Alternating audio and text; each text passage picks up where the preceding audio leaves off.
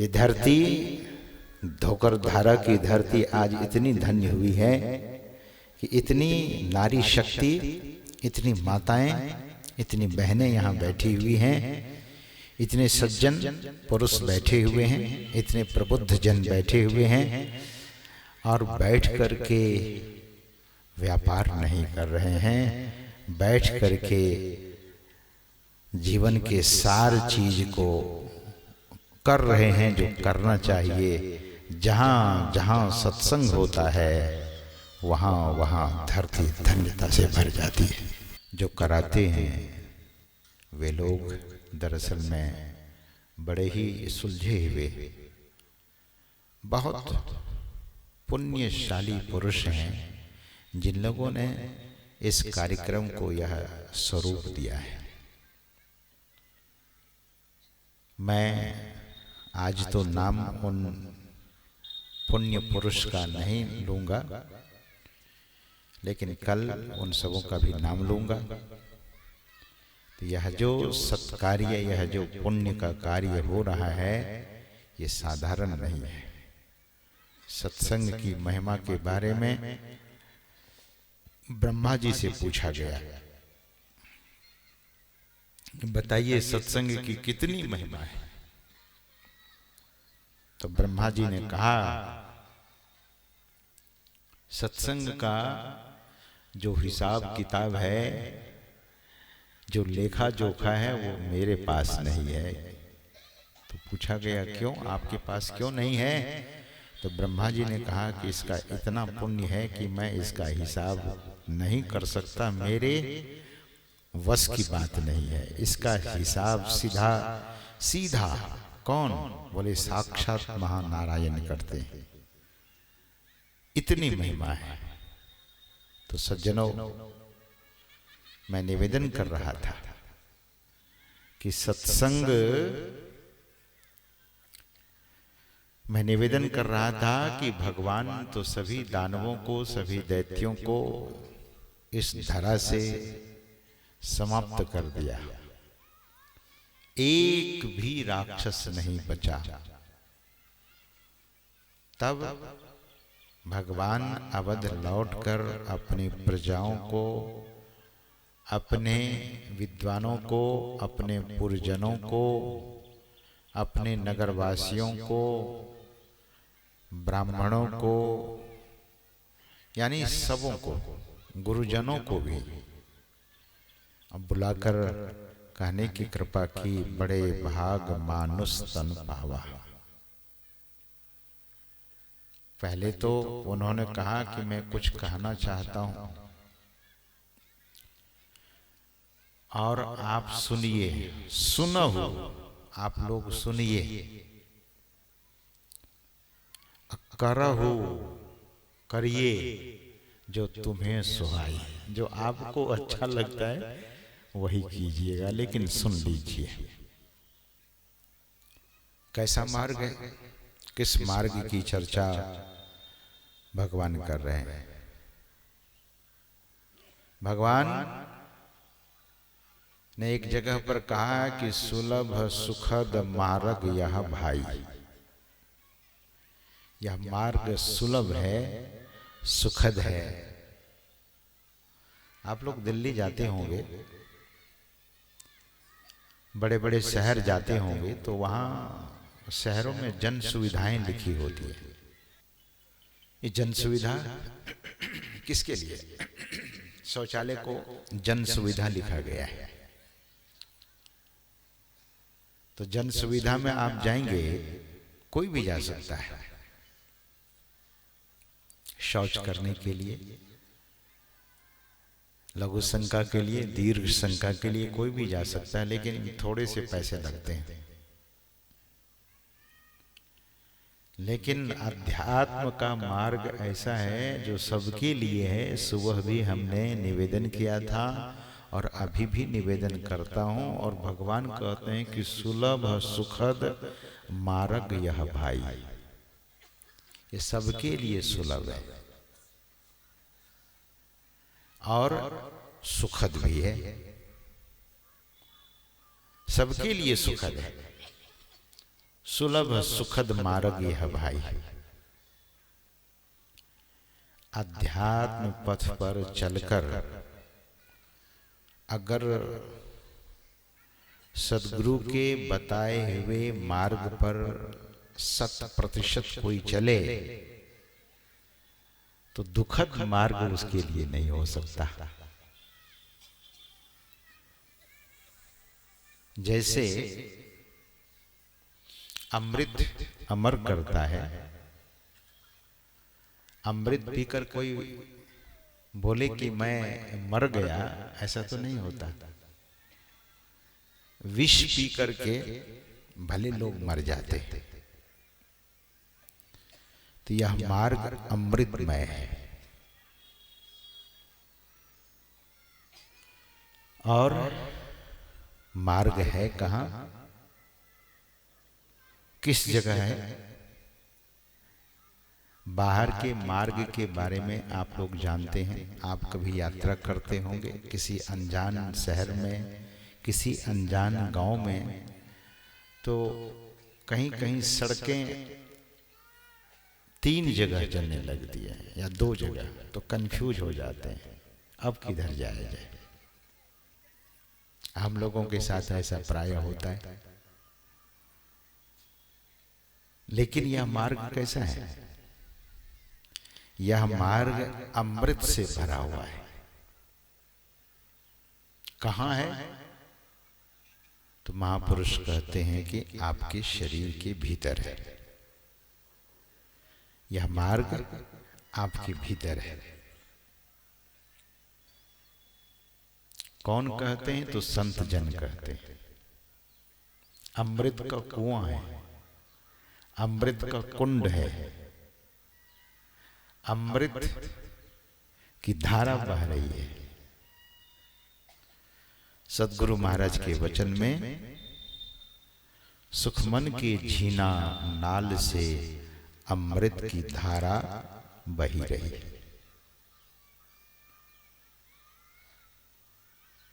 लेकिन फुटल मनसुआ के भाग, दूसरी जगह कहते हैं सद्गुरु महाराज, फुटल मनसुआ के भाग गुरु गम नाही लही।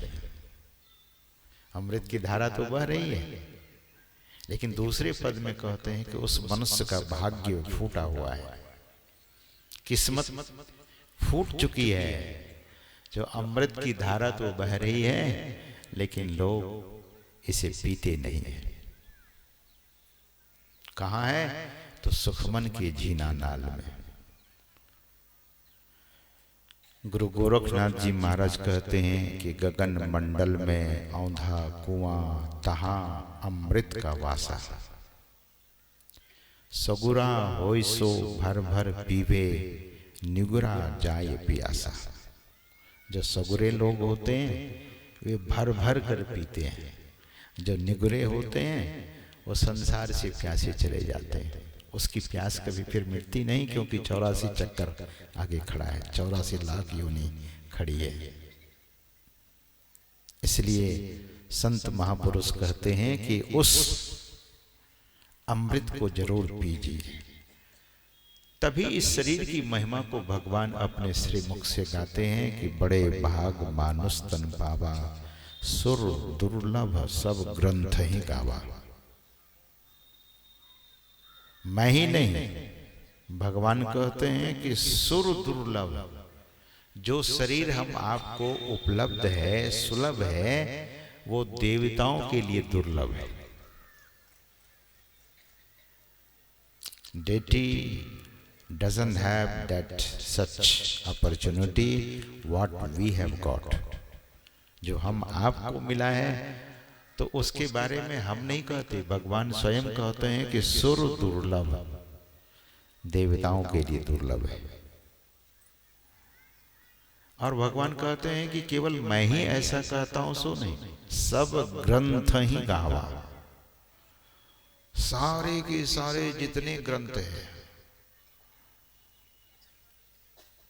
जो भी ग्रंथ का नाम आपने सुना है, चाहे वो भगवत गीता हो, चाहे वो भागवत महापुराण हो, चाहे वो वेद हो, चाहे वो मानस हो, चाहे श्रुति हो, कोई भी हो, सारे ग्रंथ इस शरीर की महिमा को गाते हैं, शरीर की महिमा का बखान करते हैं। सोचिए, और मनुष्य कितना गफलत है, कितने गफलत में पड़ा हुआ है ये मनुष्य। किसी के मन में प्रश्न होगा कि महाराज वो धारा बहती है तो रुकती भी है क्या? बोले नहीं, वो सतत बह रही है, continuously flowing the nectar in our body. हम आपके शरीर में, मैं सभी सज्जनों से, माताओं और बहनों से कहूँगा कि अपने मोबाइल फ़ोन को थोड़ी देर के लिए, क्योंकि आजकल समय भी बहुत कम होता है, थोड़ी देर के लिए आप साइलेंट कर लें या फ्लाइट मोड में डाल दें या स्विच ऑफ कर सकते हैं, लेकिन सत्संग में बाधा उत्पन्न न करें। बोलिए प्रेम से श्री सद्गुरु। अच्छा, आप लोग तो बहुत, सब लोग तंदुरुस्त हैं, मजबूत भी हैं, तो गुरु महाराज की जय ध्वनि करने में आप लोगों को थोड़ा सा मुझे लगता है कि आलस कर देते हैं। खूब हृदय खोल कर उनकी जय ध्वनि करेंगे तो आपकी भी जय जयकार दुनिया में खूब होगी। बोलिए प्रेम से श्री सद्गुरु। तो सज्जनों, मैं निवेदन कर रहा था कि भगवान इस शरीर की बहुत बड़ाई की है। बाली को भगवान के द्वारा बाण मार दिया गया और बाली की पत्नी तारा रोने लगी। तो भगवान ने कहा कि किसके लिए तुम रो रही है? तन तो तुम्हारे सामने पड़ा हुआ है और जो जीवात्मा है वो सदा नित्य है। तो वहां शरीर के संबंध में भगवान कहते हैं कि पंच रचित यह अधम शरीरा, ये शरीर बहुत अधम है। क्षिति जल पावक गगन समीरा, मिट्टी, जल, अग्नि, हवा और आकाश, इस पंच तत्व से बना हुआ शरीर अधम है। तो शरीर की बड़ाई करते हैं। शरीर की बड़ाई इसलिए करते हैं कि इसमें परमात्मा की भक्ति की जा सकती है। करते हैं, करके लोग मुक्ति को पाते हैं, जीवन को सार्थक करते हैं। कुत्ता आजकल बहुत महंगा बिकता है सज्जनों। मैं हांगकांग में था तो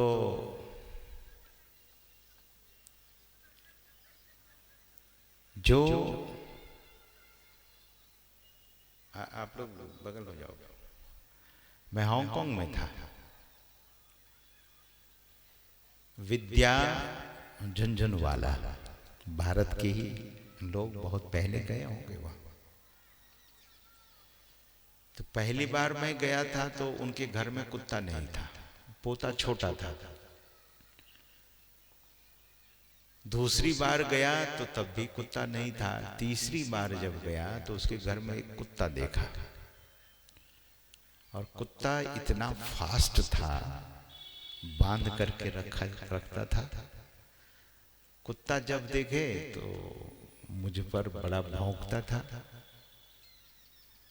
अच्छा, ये देखा हम लोगों ने, साधु पर कुत्ता ज्यादा भौंकता है।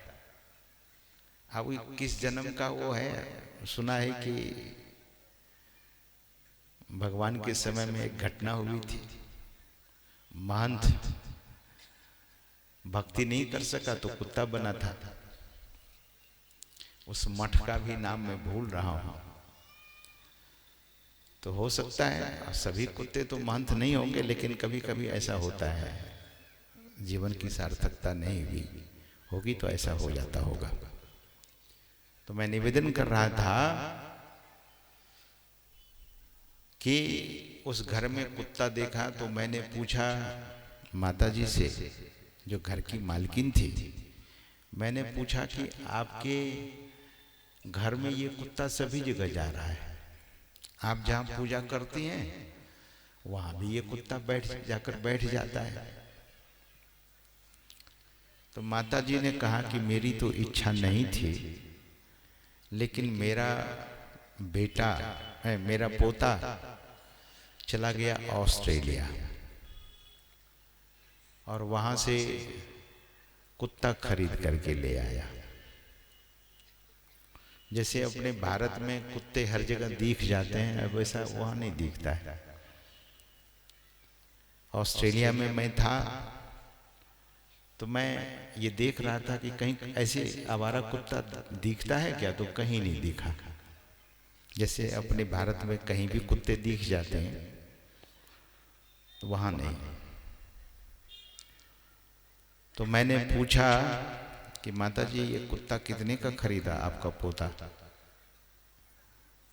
तो माता जी ने कहा कि महाराज ये $50,000 का कुत्ता है। हांगकांग का डॉलर $6.5 रेट है उसका, ज़्यादा नहीं है। तो 50,000 इंटू 6 आप कर लीजिए कितना लाख रुपया हो जाएगा। लेकिन कुत्ता कितना भी महंगा हो, प्रधानमंत्री तो नहीं बनेगा ना। प्रधानमंत्री बनेगा? कुत्ता एक छोटा सा चपरासी भी नहीं बनेगा। वैसे चपरासी जैसा काम करता है कभी कभी, लेकिन मनुष्य,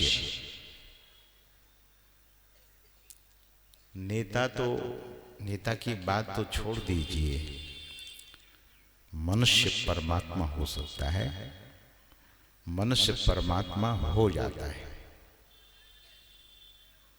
इसीलिए मनुष्य शरीर की महिमा की बखान भगवान अपने श्रीमुख से करते हैं। और सज्जनों, जो लोग इस शरीर, मानव शरीर की सार्थकता को चाहते हैं, करना चाहते हैं, उनको चाहिए कि सच्चे संत सद्गुरु की शरण में चले जाए। महर्षि में ही परमहंस जी महाराज, जिनका पैतृक भूमि यही है बगल में, जैसा कि अभी अभिनंदन में हमारे मन संचालक महोदय पढ़ रहे थे, तो पिता के पास बहुत सारी संपत्ति थी, लेकिन सब कुछ को छोड़ दिया उसने। अगर जमीन से सब कुछ प्राप्त हो जाता तो महर्षि में ही परमहंस घर क्यों छोड़ देते? सगे संबंधी भी भरपूर थे, सारी सुविधाएं थी। गुरु महाराज की बात को यहीं तक रखते हैं। भगवान बुद्ध को लीजिए, ऋतु के अनुसार उनके महल बने हुए थे। गर्मी में रहने का महल अलग होता था, सर्दी में रहने का महल अलग होता था, वर्षा काल में रहने का जो निवास होता था वो अलग होता था। हर मौसम के लिए अलग अलग महल सिद्धार्थ कुमार के लिए होता था। इतनी सुंदर सुंदर युवतियां उनकी सेवा में, उनकी परिचारिका बन करके रहती थी। सज्जनों, लेकिन अमृत उनको कहीं नहीं मिला। रथ इतने सजे हुए थे, रथ में हीरे मोती जवाहरात जड़े हुए थे। रथ में जो घोड़ा होता था वो बिल्कुल अद्वितीय होता था। रथ पर चढ़ने पर भी भगवान बुद्ध को अमृत की प्राप्ति नहीं हुई। तब त्यागेन एके अमृत तत्व मानस हो, एक त्याग मात्र से अमृत तत्व की प्राप्ति होती है। तो क्या करें, भगवान बुद्ध की तरह सभी लोग घर छोड़ दें? इट्स नॉट पॉसिबल, ये संभव नहीं है। गुरु नानक देव जी महाराज कहते हैं कि मुझे ऐसे सदगुरु की प्राप्ति हो गई। ध्यान देकर सुनिएगा। गुरु नानक देव जी महाराज तो आप ही की तरह सदगृहस्थ जीवन को जीते थे। गुरु नानक देव जी महाराज के 2 पुत्र थे और बहन का नाम नानका था। बहन नानका और एक भाई नानक। सदगृहस्थ में होते हुए वे कहते थे, नानक सतगुरु भेटिया। ध्यान से सुनिएगा। जब तक सदगुरु से भेंट नहीं हुई थी, जब तक सदगुरु की प्राप्ति नहीं हुई थी, जब तक सदगुरु मिले नहीं थे, तब तक उनकी लेखनी यह बात लिखी नहीं। जब सदगुरु मिले तो गुरु नानक देव जी महाराज ने कहा, नानक सदगुरु भेटिया पूरे होवे युक्ति। हसन दिया, खेलन दिया, खावन दिया, पहनन दिया, पहनने के लिए भी दिया, अब बीचे होवे मुक्ति। ये कितना सुखद और सहज मार्ग है। बोले हंसते खेलते, गुरु गोरखनाथ जी महाराज कहते हैं, हंसे, हंसिए ना, हंसे खेले न करे मन भंग। संसार में हंसिए खेलिए, लेकिन मन भंग नहीं कीजिए। हंसे खेले न करे मन भंग, गोरख कहे ते नाथ के संग। वे परमात्मा के संग है। हसीबा खेलीबा धरीबा ध्यान, अहि निसी लेवा ब्रह्म ज्ञान। युक्ति अगर मिल जाए, अब पूरे और सच्चे सद्गुरु अगर मिल जाए, then nothing is going to impossible in your life. Everything will be possible. सच्चे सद्गुरु मिलने चाहिए। बगल में हुए गुरु महाराज तो यहीं थे, लेकिन यहाँ के लोगों को तो बाद में पता लगा, जब कुप्पा घाट में वे रहने लगे। जापान की महिला आ गई, स्वीडन के लोग आ गए, डेनमार्क से लोग आ गए, अमेरिका से लोग आ गए। भगवान बुद्ध ने कहा कि आचरण की सुगंध साधना की सुगंध हवा के विपरीत चलती है। कहां तक इनकी साधना की सुगंध फैल गई, विदेशों से लोग आने लगे।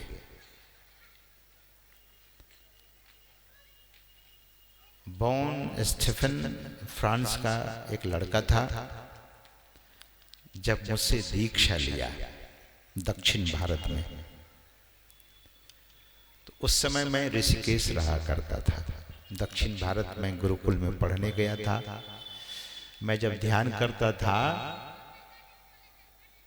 तो कभी कभी अचानक से जब मेरे कमरे में आता था तो बड़ा वो प्रभावित था देखकर। तो वो देखता था कि ये महात्मा बैठता है ध्यान में, और महात्मा के कमरे में भी वो जाता था। तो कोई महात्मा स्तोत्र पाठ कर रहा है, कोई श्लोक, कोई गीता का पाठ कर रहा है, कोई उपनिषद के मंत्र को पढ़ रहा है। किसी को नहीं देखा ध्यान करते हुए, और जब मुझे देखा तो हाथ जोड़ा और कहा कि can you tell me what you are doing while sitting, what you are doing. तो मैंने कहा पूछा मुझे कि आप क्या करते हैं बैठ करके। तो मैंने कहा कि मैं ध्यान करता हूँ, आई एम डूइंग मेडिटेशन, ध्यान करता हूँ, I do meditation, I meditate, मैं ध्यान करता हूँ। तो उस समय तो सुन करके रह गया, लेकिन वो बराबर देखता था कि महात्मा कहीं किसी के पास जाकर के हंसी मजाक नहीं करता है, जब इसको समय मिलता है तो ये ध्यान में बैठता है। तो युवक इतना प्रभावित हुआ तो उसने कहा कि क्या ये मेथड, ये टेक्निक, ये क्रिया आप मुझे बता सकते हैं? मैंने कहा कि बता तो सकता हूं, लेकिन यहां नहीं, मैं ऋषिकेश जब लौटूंगा आप वहां आओगे तब मैं बताऊंगा। और सज्जनों, उनको ऐसी लगन लगी, जब मैं ऋषिकेश पहुंचा तो 10 दिन के बाद वो युवक भी आ गया और युवक बड़ी श्रद्धा से फिर से आकर मुझसे मिला और पूछा कि इस प्रक्रिया को जानने के लिए क्या क्या शर्त है, क्या क्या नियम है। तो मैंने सब कुछ बताया। दूसरे दिन पूरी तैयारी के साथ गुलाब की सुंदर सी माला, प्रसाद और फ्रैंक, जो फ्रांस में डॉलर चलता है, वो लेकर आया। दीक्षा बताई, अभ्यास किया। जब वो फ्रांस लौट गया तो फ्रांस से चिट्ठी लिखा उसने। उस समय एरोग्राम चलता था। Whatever you have taught, I am experiencing inside. मैं भीतर में उन सब चीज को अनुभव कर रहा हूं। Swami ji, I see the moon and star, sun, मैं तारा और चंद्रमा को देखता हूँ, सूर्य को देखता हूँ, और now my life is such a beautiful life. मेरा जीवन बड़ा सुंदर हो गया है। तो सज्जनों, पूरे गुरु मिलेंगे। गुरु नानक देव जी महाराज कहते हैं कि नानक सतगुरु भेटिया। अगर सदगुरु मिल जाए तो भगवान जो उपदेश देने की कृपा की है, यहाँ पर भगवान के द्वारा जो उपदेश दिया गया है, तो पहले तो उन्होंने कहा, बड़े भाग मानुष तन पावा, सुर दुर्लभ सब ग्रंथ ही गावा, साधन धाम मोक्ष कर द्वारा, पाई न जेहि परलोक सवारा। साधन धाम मोक्ष कर द्वारा, मोक्ष का द्वार। आजकल लोग शमशान भूमि में गेट बनवा देते हैं और गेट में लिख देते हैं मोक्ष धाम, गेट में लिख देते हैं मोक्ष द्वार। है ऐसा क्या? झूठा ही तो लिखा जाता है। शमशान भूमि में शरीर से छूट जाना बड़ी बात नहीं है। यही तो संत कबीर साहब कहते हैं कि यहां शरीर छूटने से मुक्ति नहीं मिलती है। मुक्ति, वे तो कहते हैं कि यहां जिसने मुक्ति प्राप्त की उसी को शरीर छूटने के बाद मुक्ति मिलती है।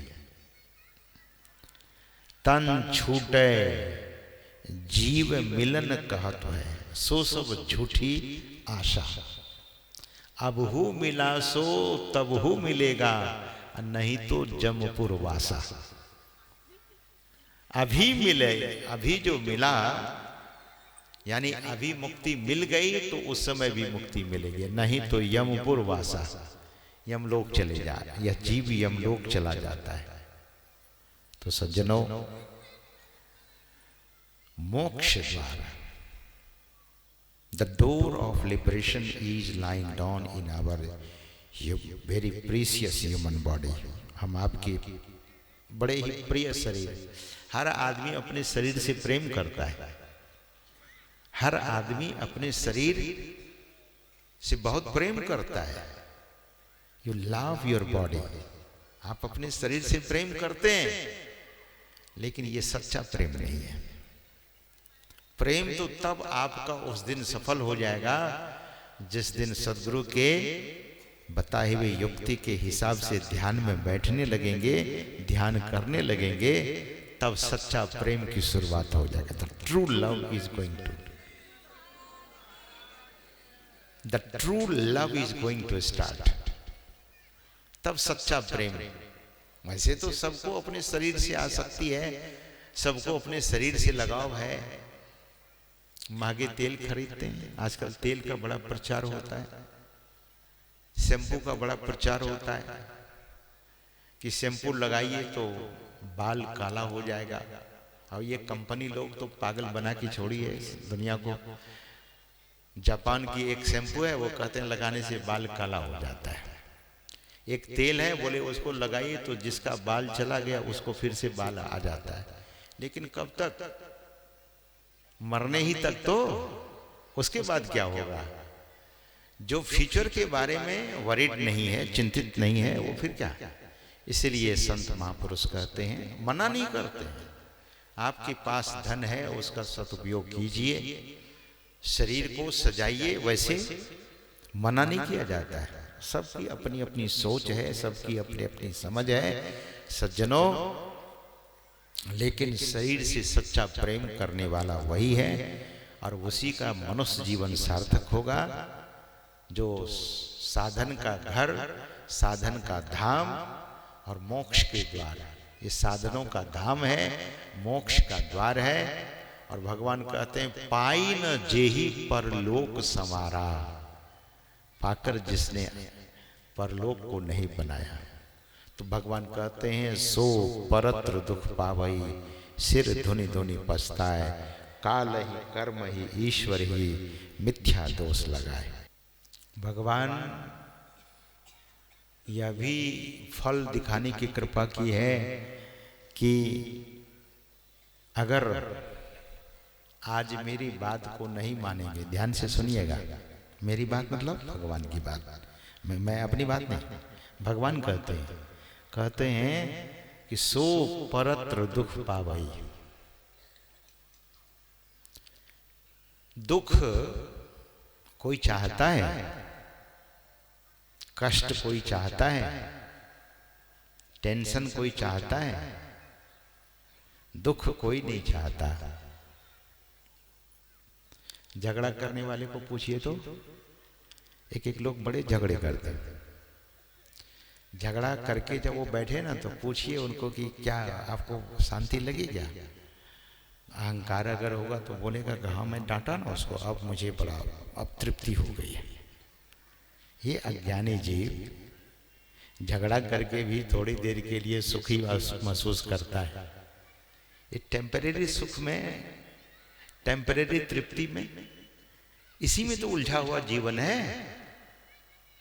और मनुष्य को उलझाता चला जाता है। ये क्षणिक तृप्ति, क्षणिक सुख। भगवान कहते हैं कि ऐसा करो कि फिर दुख आपके सामने कभी आएगा ही नहीं। ऐसा कर लो, और मेरी बात नहीं मानोगे तो सो परत्र दुख पावई, सिर धुनि धुनि पछताए। मैंने तो देखा है लोग बाल नोचते हैं। बाल नोचने से होगा क्या? जब बहुत परेशान होता है बाल नोचते हैं। मैंने ऐसा भी देखा सिर को दीवार में पटकते हुए। ये कौन बुद्धिमानी है? पटक लो, सिर को फोड़ लो, लेकिन होना क्या है? दुखी तो होगे, अंततः दुखी ही तो होगे। इसीलिए समझिए जीवन को। महापुरुष कहते हैं कि दुख की ओर मत चलिए, सुख की ओर चलिए।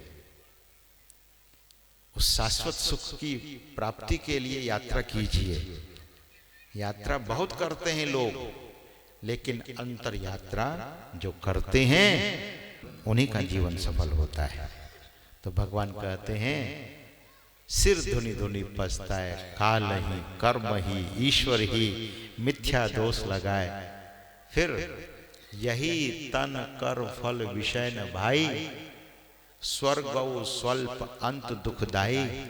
स्वर्ग के सुख के संबंध में भगवान कहते हैं कि it's very little happiness, the pleasure is there, not happiness. स्वर्ग स्वल्प, स्वर्ग सुख, जो स्वर्ग का जो सुख है वो स्वल्प है, थोड़ा है। और अंत में क्या होगा? तो भगवान कहते हैं कि अंत दुखदाई, अंत में दुख देने वाला है। आकर 4,84,000 योनि भ्रमत यह जीव अविनाशी, फिरत सदा माया कर प्रेरा, काल कर्म स्वभाव गुण घेरा, कबहु करी करुणा नर देही, देत ईश बिनु हेतु सनेही। और तब नर्तन भव वारिधि कह बेरो, सन्मुख मरुत अनुग्रह मेरो, करंधार सदगुरु दृढ़ नावा, दुर्लभ साज सुलभ करी पावा। दुर्लभ साज बड़ा सुलभता से हम सबों को मिला हुआ है। अब इस नाव को पूरे और सच्चे सदगुरु के, नानक सदगुरु भेटिया, नानक सदगुरु भेटिया, सदगुरु मिलेंगे तो ये गली जोग न होई कि अंतिम पंक्ति है गुरु नानक देव जी महाराज की वाणी। तो वे कहते हैं कि तब धावत बरज रहाइए, दौड़ना छूट जाएगा। किसमें? तृष्णा में, लोभ में, क्रोध में, काम में, मद में और मत्सरी में। इनमें जो दौड़ लगी, दौड़ हो रही है, इतनी होड़ मची हुई है। तो गुरु नानक देव जी महाराज कहते हैं धावत बरज रहाइए, निझर झरे सहज ध्वनि लागे, घर ही पर जा पाइए। अपना परिचय तो लोग देते हैं, people are going on doing their self और हर सेल्फ और हिमसेल्फ इंट्रोडक्शन, अपना परिचय देते हैं लोग। लेकिन ये परिचय क्या है? घर ही पर जा पाइए, अपना परिचय, अपने आप से परिचित हो जाएंगे, मैं कौन, इस बात को जान लेंगे। तो सज्जनों, महापुरुष कहते हैं कि सदयुक्ति को जानिए, दीक्षा ग्रहण कीजिए, नाम दान लीजिए और जीवन को सफल और धन्य कीजिए। दुनिया में हर आदमी, किसी को आप रोकेंगे, कोई रोकने वाला नहीं है। काम धंधे करेंगे, करना भी चाहिए, सत्कार्य कीजिए, सत्कर्म कीजिए, लेकिन परम पुरुषार्थ भी अवश्य कीजिए। परम पुरुषार्थ यही है कि परमात्मा की भक्ति कीजिए, त्रिकाल संध्या कीजिए। संध्या में वही सफल होता है जो सदाचारी होता है, जो शिष्टाचारी होता है, जो सुचाचारी होता है।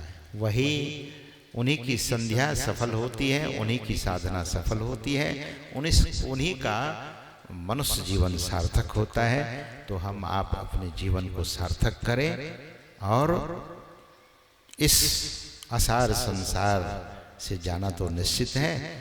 तो जाने के पहले अपने जीवन यात्रा को पूरा करें। इन्हीं में हम सबों की भलाई है, इन्हीं में हम सबों का कल्याण है। इन्हीं शब्दों के साथ मैं अपने वाणी को यहीं पर विराम देना चाहूँगा। एक बार प्रेम से बोलिए, श्री सद्गुरु महाराज की जय।